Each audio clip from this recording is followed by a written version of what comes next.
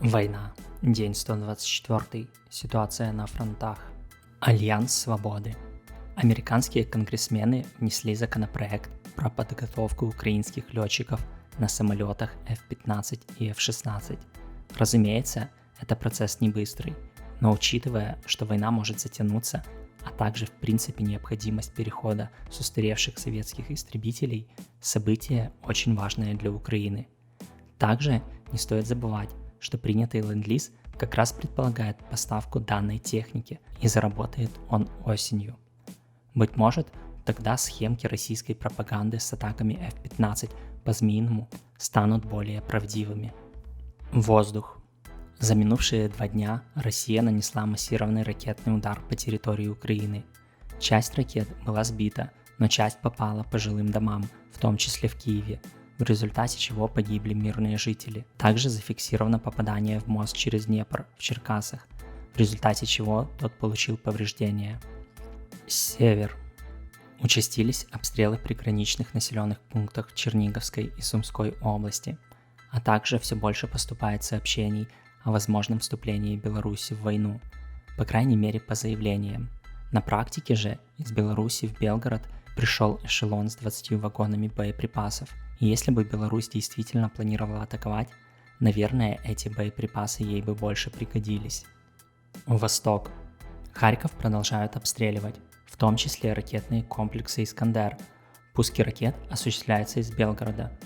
Идут артиллерийские обстрелы пригородов, но на земле изменений не было. Южнее, в районе Изюма, был нанесен удар по штабу россиян, по некоторым данным, из недавно прибывших «Хаймерс».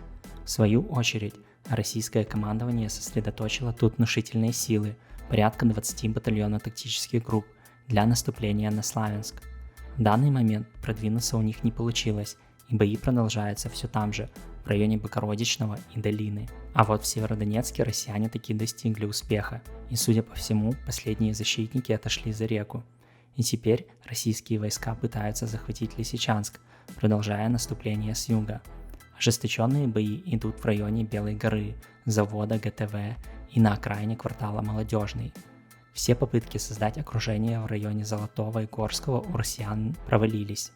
Уже достоверно известно, что украинские войска оттуда вышли, а россиянам только и остается, что рисовать схемки с котлами. Со стороны Попасной у России порядка 20 батальонов тактических групп, и помимо атак на Лисичанск, они атакуют Бахмут, а также продолжают попытки перерезать трассу Бахмут-Лисичанск, но пока им это не удается.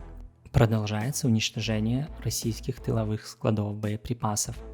Так, сегодня были уничтожены склады Волчевские и Зимогирье. Российские войска захватили Владимировку и одновременно продвинулись к Покровскому со стороны Пилипчатина и Владимировки. Штурм был отбит, но ситуация остается сложной. Также россиянам удалось продвинуться западнее Роты и оттеснить украинских защитников в Ликорской ТЭС. Продолжаются атаки на вершину, что подвергает большой опасности украинские войска, дислоцированные в Новолуганском и ближайшей электростанции. Украинские защитники пока держатся, но ситуация непростая. Далее обстрелы по всей линии фронта. На южном фланге российские войска попытались перейти в контратаку, дабы отбить утраченные позиции ранее.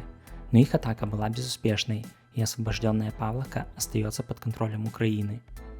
Юг. Тут тоже россияне пытаются контратаковать, после перегруппировки и получения подкрепления. В основном их атаки нацелены на север, по направлению Кривого Рога, но о каких-либо продвижениях неизвестно. Сообщается о очередной атаке на остров Змеиный, а также повторном ударе по газовым платформам, которые в том числе используются как прикрытие для российских катеров, но снимков, подтверждающих атаку, а также урон, пока нет. Спасибо за просмотр, не забывайте ставить лайк, писать адекватные комментарии, колокольчик и подписку, так вы поможете распространению правды.